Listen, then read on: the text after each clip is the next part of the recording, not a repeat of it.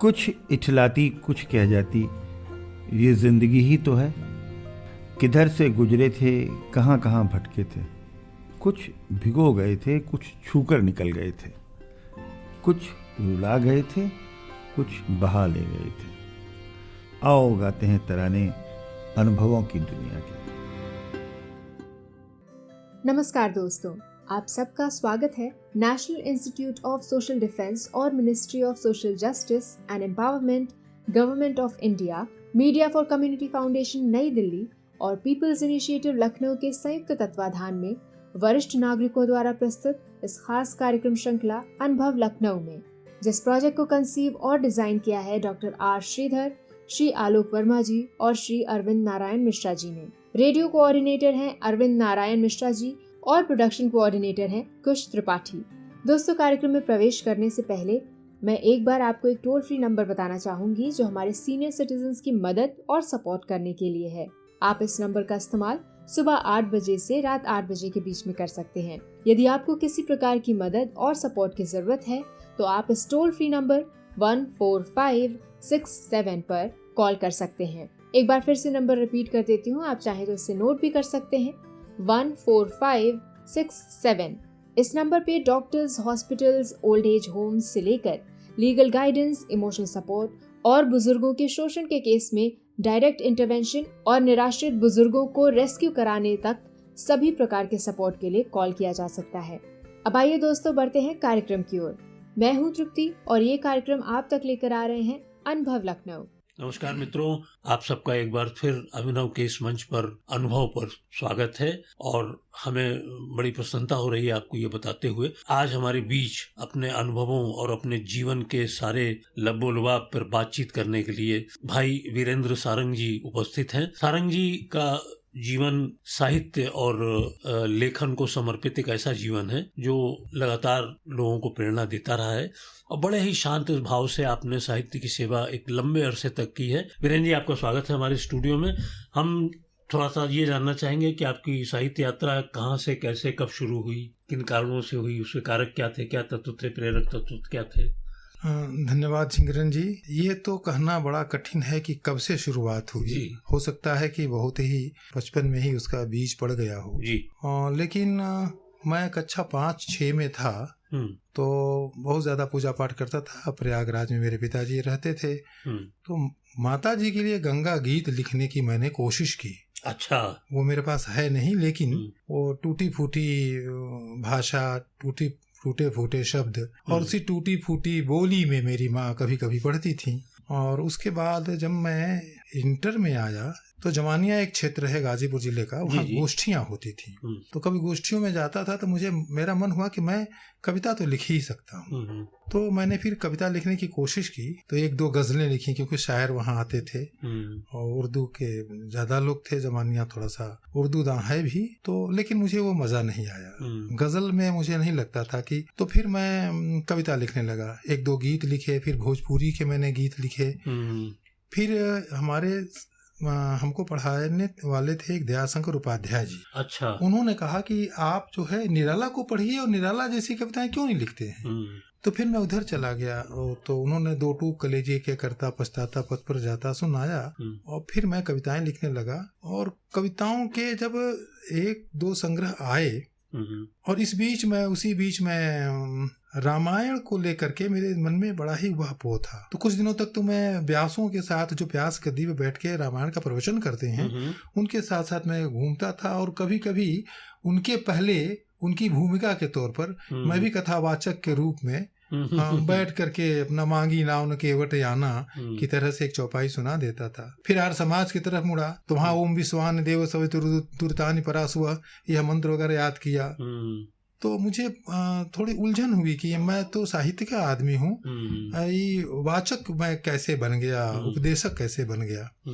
तो फिर कविता संग्रह एक आ गया, कोण से कटे हुए, पहला संग्रह 93 में आया। अच्छा, 93 में आया। हाँ, तुलिका प्रकाशन दिल्ली से। अच्छा। तो उसके बाद मेरा मन किया कि रामायण कालीन इतिहास, संस्कृति और समाज का जो विषय है इस पर एक उपन्यास लिखना चाहिए। तो मैंने बजरंगी नाम से उपन्यास लिखा जो राजकमल से प्रकाशित है। उसके कई संस्करण भी हैं। बाद में वो आर्यगाथा के नाम से छपा। अच्छा। तो उसकी चर्चा इतनी अधिक हुई कि मैं कविता तो छोड़ नहीं सकता, क्योंकि अंदर तो मेरे कवि मन है और मैं मानता हूँ कि जो कविता है वो दिल से होती है, वो मन से होती है, वो दिल जो है वो कविता है। लेकिन अगर कथा आप लिखते हैं, उपन्यास लिखते हैं, तो मस्तिष्क की चीज है वो दिमाग लगाते हैं, या फिर वो पात्र गढ़ते हैं और फिर एक भूमिका बनाते हैं, फिर एक जीवन की एक आप उसको रेखांकित करते हुए आप ले चलते हैं कि जीवन कहाँ से कहाँ गया, घटनाएं कहाँ गई, तो जीवन दिखाते हैं आप। इसमें आप भावनाएं दिखाते हैं, कविता में संवेदना दिखाते हैं और एक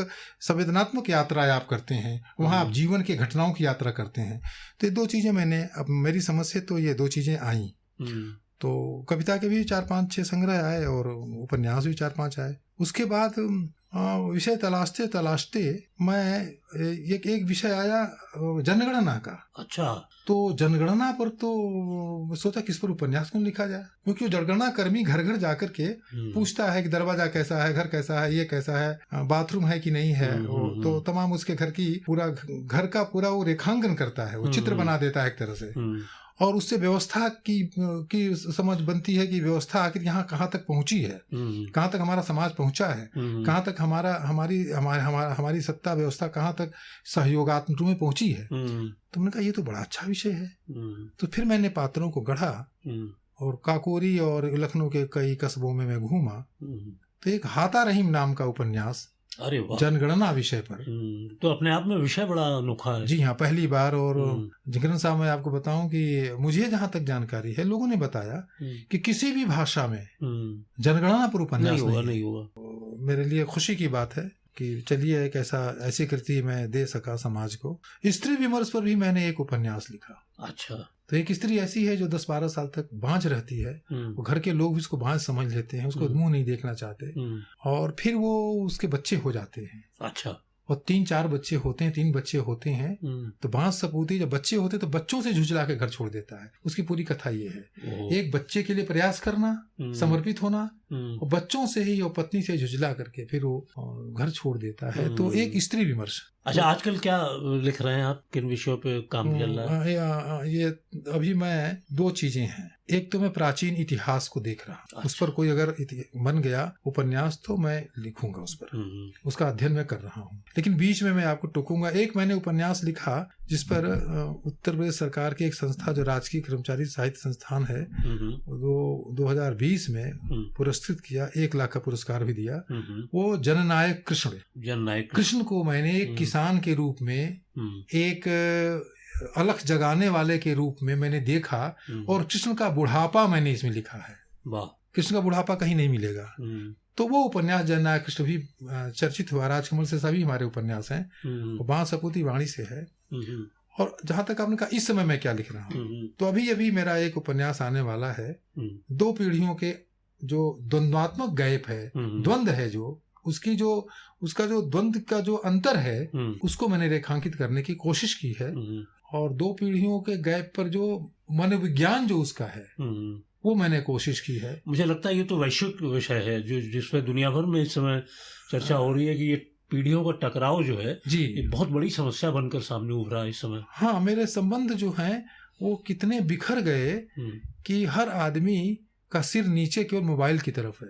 हालांकि मोबाइल नहीं है उसमें केवल, लेकिन थोड़ा है, क्योंकि हम आपका चेहरा ही नहीं देख पाते हैं। तो चेहरा ही नहीं देखेंगे तो बात कैसे करेंगे? ठीक बात। मोबाइल जरूरी है, इंटरनेट जरूरी है, लेकिन इतना भी जरूरी नहीं है कि संबंधों को हम ताक पर रख दें। संबंधों को साथ लेकर चल करके, मोबाइल संबंधों की जगह नहीं ले सकता, बिल्कुल नहीं ले सकता। वो हो रहा है, कागज की जगह नहीं ले सकता, कलम की जगह नहीं ले सकता, हो यही रहा है।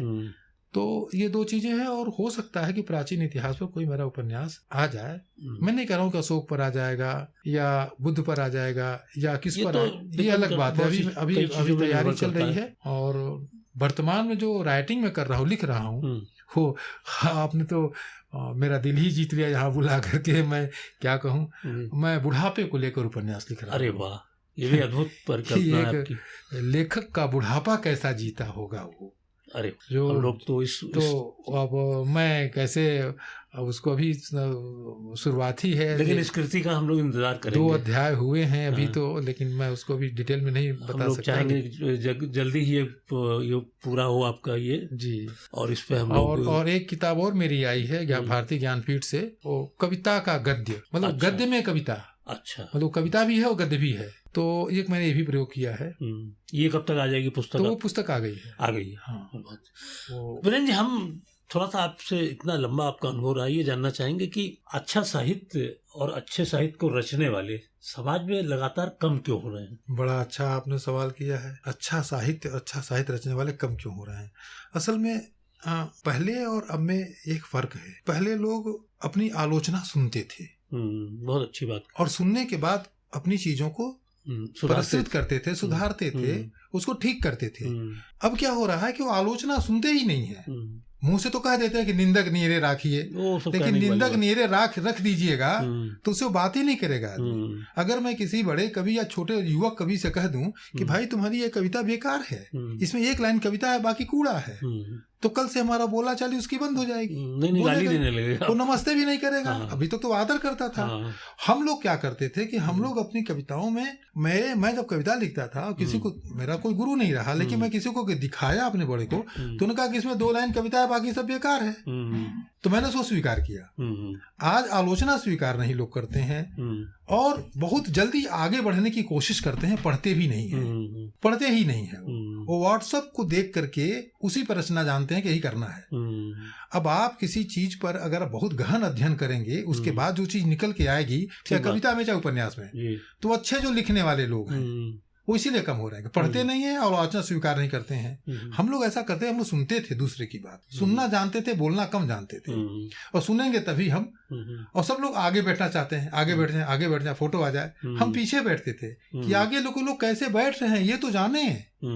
तो सीखना, एक जो गुण था सीखने का, वो चला जा रहा है। इसका मुख्य कारण ये भी है। मुझे लगता है ये सवाल सीधे सीधे हमारी शिक्षा से भी जुड़ा हुआ है कि जो संस्कार मिलते थे वो या तो घर से मिलते थे या स्कूल से मिलते थे, ना तो अब घर में संस्कार मिल रहे हैं ना स्कूल में मिल रहे हैं। तो इस तरफ भी ध्यान देने की जरूरत है कि साहित्यिक संस्कार, सांस्कृतिक संस्कार, ये जब तक आप बचपन में नहीं डालेंगे तो वो उसकी रुचि साहित्य की तरफ जाएगी नहीं। तो जो आजकल के जो नौजवान जो हैं, जो माता पिता बने हैं, उनके अंदर संस्कार नाम की तो कोई चीज रही नहीं गई है। देखने पे लगता है बहुत कम है, कुछ होंगे अपवाद में, मैं नहीं कर रहा हूँ। लड़कियां जो हैं या जो नई बहुएं हैं वो किट्टी ग्रुप में व्यस्त हैं, नौजवान जो हैं बाहर खाने और उधर घूमने, माल बार, और वो पढ़ना ही नहीं जानते। वो सोचते हैं कि ये तो फालतू काम है। तो संस्कार आएगा कहाँ से? संस्कार आएगा पढ़ने से। आपके घर में लाइब्रेरी दिखाने के लिए नहीं होनी चाहिए कि आपने ड्राइंग रूम में 10 किताबें रख दी और दिखा रहे हैं कि हम किताब रखे हैं, पढ़ते ही नहीं है। उसको उल्टेंगे तो कहीं कहीं आप पन्ना भी नहीं वो चपका हुआ मिलेगा, मतलब उसको खोला ही नहीं गया तो मतलब कहने का कि संस्कार तभी आएगा जब किताबों से प्रेम होगा। वो किताब आप पढ़ेंगे, बच्चे किताब पढ़ेंगे। आप किट्टी ग्रुप में व्यस्त हैं महिला, और लड़के जो हैं वो अपना माल में व्यस्त हैं, दूसरे दोस्तों से बात करने में व्यस्त हैं, और बाहर खाने में व्यस्त हैं। मैं नहीं कह रहा बाहर मत खाइए, सब कुछ करिए, लेकिन एक जो संस्कार है, कोई सुबह उठ 12 बजे रात तक व्हाट्सएप कर रहे हैं, क्या कर रहे हैं? मेरे व्हाट्सएप पे, इसको रिकॉर्ड करें ना करें मैं नहीं कर रहा हूँ, लेकिन मेरे व्हाट्सएप पे 12 बजे रात को गुड मॉर्निंग सर, 2 प्याला आ गया हो। अभी क्या करेंगे, गुड मॉर्निंग तो हुआ ही नहीं, अभी मैं तो लेखन कर रहा हूँ। उन्होंने कहा देखें किसका है, तो देखें गुड मॉर्निंग आया हुआ है और 2 प्याली चाय है उसमें बनी हुई, तो इसका क्या मतलब है? नहीं तो ये जब सेंस हटेगा, संस्कार विहीन सुबह उठ करके जब आप नमन करेंगे, अभिवादन करेंगे, अभिवादन करना आप छोड़ देंगे पिताजी को, आप हेलो पापा कह के चले जाएंगे, आपने अभिवादन तो किया नहीं। अभिवादन करना जब सीख जाएंगे आप, जब प्रातः स्मरणीय जानेंगे आपके, हमारे माता पिता प्रातः स्मरणीय हैं, हमारे गुरु प्रातः स्मरणीय हैं, उनकी इज्जत करें, उनसे कुछ सीखें, तब निश्चित रूप से संस्कार बनेगा। और साहित्यिक पत्रिकाएं धीरे धीरे कम करके दम तोड़ती जा रही हैं, और अब उंगलियों पे गिनी हुई साहित्यिक पत्रिकाएं आपको मिलती हैं, वो भी उनका जीवित बच पाना भी मुश्किल हो रहा है, क्योंकि कोई पढ़ता नहीं, कोई देखता नहीं। ऐसे में क्या किया जाए, क्या विकल्प क्या है? क्या हम विकल्पहीन समाज में रह रहे हैं? नहीं, आपने तो सवाल कहने में तो बड़ा आसान आपने सवाल किया, लेकिन ये बहुत कठिन प्रश्न है जी। आखिर पत्रिकाओं को जीवित कैसे किया जाए जो पहले होती थी। पहले जो कई तरह की पत्रिकाएं, आप तो खुद ही मीडिया से जुड़े हुए हैं, आपसे ज़्यादा मुझे अनुभव नहीं है, लेकिन जो पत्रिकाएं हैं, एक लघु पत्रिकाएं होती थी, उसके भी पाठक होते थे, सदस्य बनते थे, और एक व्यवसायिक पत्रिका थी, उसको भी स्टाल भी पढ़ी जाती थी, ज्ञानोदय भी पढ़ी जाती बिल्कुल, जी हाँ बिल्कुल। लेकिन अब क्या है कि पढ़ना सबसे ये कठिन काम हो गया, दुरूह कार्य हो गया। पढ़ना ही नहीं चाहते, पत्रिका कौन पढ़ेगा? अरे पंफलेट नहीं पढ़ना चाहते, कोर्स की किताब पढ़ने, कोर्स किताब नहीं पढ़ना चाहते, पिंड छूटे पढ़ने से।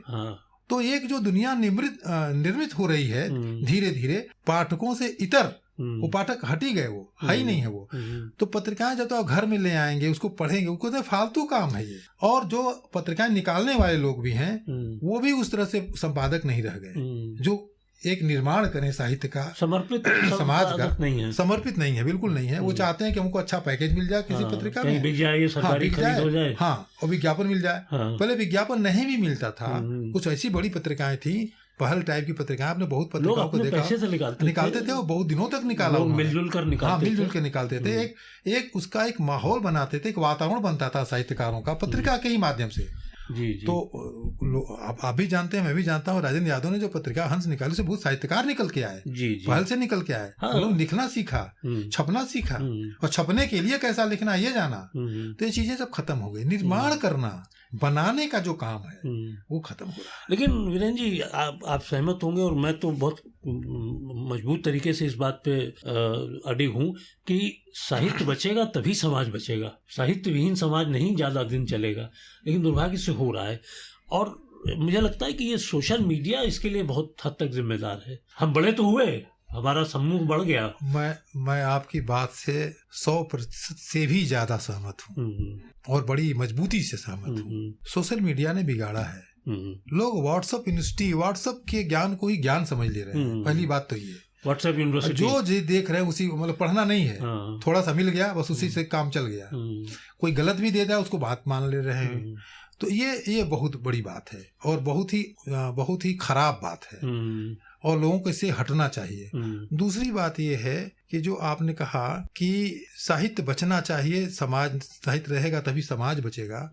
तो साहित्य जिस दिन खत्म हो जाएगा, सब कुछ खत्म हो जाएगा, जीवन चला जाएगा जी। क्योंकि साहित्य है संवेदना। संवेदना अगर नहीं है, भावना नहीं है, भाषा नहीं है, और भाषा तभी होगी जब साहित्य होगा, तो आदमी का मस्तिष्क जो है विकृत हो जाएगा, विक्षिप्त हो जाएगा। मैं तो यहाँ तक कहता हूँ कि विज्ञान से पहले भाषा है, कविता है। कविता ने बताया कि विज्ञान ये है। कविता का मतलब है कि हम दिल से सोच रहे हैं और फिर उसको दिमाग में ले जा रहे हैं, और जो दिल दिमाग का जो तारतम्य जुड़ रहा है, वो और सोचने के लिए हमें चिंतन करने की जो प्रारंभिक स्थिति है, वो कविता है या भाषा है या साहित्य है। पहले डायरेक्ट आप चिंतन नहीं कर सकते। ठीक बात वीरेंद्र जी, बड़ा अच्छा लगा आज आपसे बातचीत करके। और अब हम आपसे थोड़ा ये जानना चाहेंगे, आपने एक पूरी लंबी पारी खेली है, तो हमारे जो सीनियर सिटीजन हैं, जो हमारे इस फोरम से जुड़े हुए हैं, उनके लिए क्या कहना चाहेंगे आप? तो वो भाई, मैं भी तो बूढ़ा ही हो रहा हूँ, सीनियर सिटीजन मैं भी हूँ, और वो एक साथ बैठें, कविताएं करें, जिनकी कमर में ताकत हो डांस भी करें, गाना गाएं, अगर स्वर है, नहीं भी स्वर है तब भी गाएं। क्योंकि स्वर देखिए सबका बढ़िया होता है, मैं नहीं कहता हूँ कि इनका स्वर खराब है। उस स्वर को साधने और अपने लय को ठीक करने की जरूरत है, और बुढ़ापे में तो और अच्छी लय हो जाएगा। लय इसलिए कि आप खाली आप हैं, आप तबला बजाते हो तबला बजाइए, लेकिन आप बैठिए जरूर। जो आप कह रहे हैं कि एक जगह बैठ के हम बात करेंगे, तो बैठ के बात करने पे एक दूसरे के अनुभव को जो आप ट्रांसफर करेंगे, स्थानांतरण करेंगे, तो वो ट्रेनिंग की तरह होगा, ट्रांसफर ऑफ ट्रेनिंग हो जाएगा। वो ट्रेनिंग होगी, वो जो आप अपनी बात करेंगे तो वो ट्रांसफर होगा, और ट्रांसफर होगा तो जीवन को बिल्कुल ही खुशहाल बनाएगा, और तनाव मुक्त बिल्कुल ही हो जाएंगे जिस दिन ट्रांसफर हो जाएगी। बहुत बढ़िया सूत्र आपने दिया है कि वृद्धावस्था को लयात्मक बनाइए, उसमें लय डालिए। वाह वाह, बहुत अच्छा वीरेंद्र जी, आपका बहुत बहुत धन्यवाद। और हम चाहेंगे कि इस मंच पे दोबारा हम आपसे कभी मुखातिब हों और बातचीत करें। बहुत अच्छा लगा आपसे बात करके। झिंगरन साहब जी, बहुत बहुत धन्यवाद आपका, मुझे आपने ये अवसर दिया। मैं आह्लादित हूँ, खुश हूँ, प्रसन्न हूँ, मुस्कुरा रहा हूँ। वाह, बहुत अच्छा, धन्यवाद। दोस्तों, फिलहाल वक्त हो चुका है आपसे विदा लेने का, और चलते चलते आपको एक बार फिर से अपने वरिष्ठ नागरिकों की सहायता और सपोर्ट के लिए जो Elder line toll free number है वो बताना चाहूंगी, 145667। इस नंबर पर आप सुबह 8 बजे से रात 8 बजे तक कॉल कर सकते हैं और किसी भी प्रकार की सहायता आपको यहाँ पर प्रदान की जाएगी। अगली बार फिर लौटेंगे ऐसे ही किसी खास शख्स की प्रेरणादायक जीवन यात्रा की कहानियां लेकर। तब तक के लिए स्वस्थ रहिए, खुश रहिए। मैं तृप्ति लेती हूँ आपसे इजाजत। नमस्कार।